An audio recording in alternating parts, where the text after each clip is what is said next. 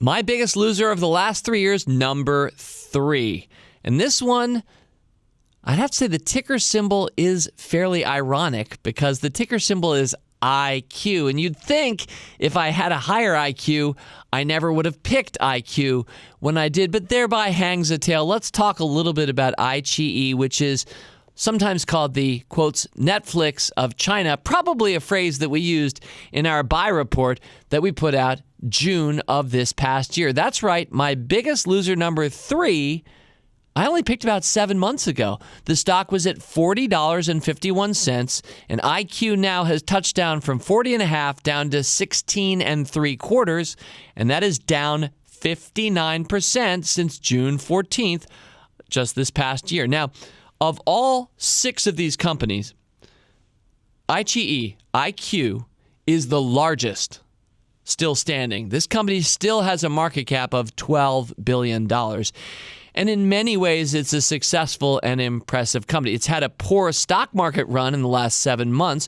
But then again, so has all of China. Chinese markets, I think, were down around 25% for the year of 2018. I mean, we had a little bit of a disappointing year in the U.S. We were down single digits. China was down, lost a quarter of its value for its stock market in 2018. So it's not surprising that more volatile, higher-priced kinds of companies with higher multiples like iQiYi would get especially badly hurt, and indeed it had. So what's the lesson that I have for you for number 3 here? Well, I'm going to say this. Adding to winners works more often than you think. I said thereby hangs a tale. Let me now just briefly tell the tale I'm referring to. Because when I picked iQiYi in June of 2018, I'd actually picked it 2 months before that.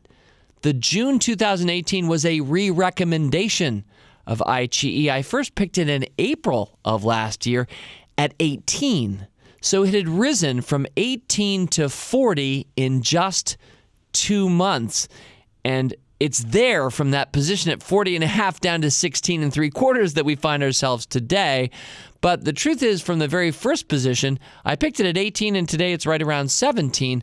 So it is down, but not that badly. So what I did, if you heard me right there, is the stock more than doubled in just 2 months, and I re-recommended it again.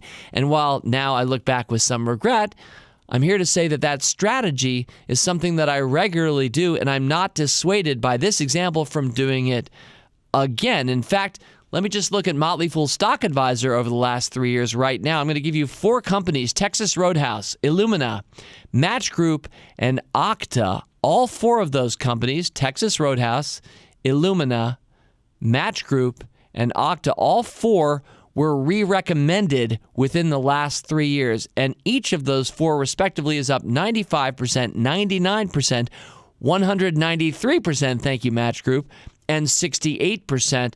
And those are all bigger winners for the most part than any of the losers that I'm telling you about today.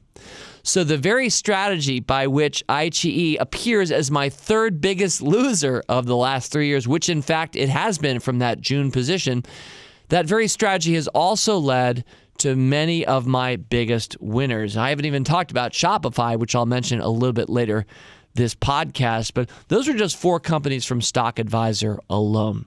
So lesson number 3, ironic in the face of a dog stock pick, which is what iQiYi was now in retrospect in June of last year. Ironically, the lesson here is adding to winners works more often than you think. And I don't think we should be dissuaded by a result like this to think we shouldn't do that. I'm going to keep doing it even when it sometimes hurts.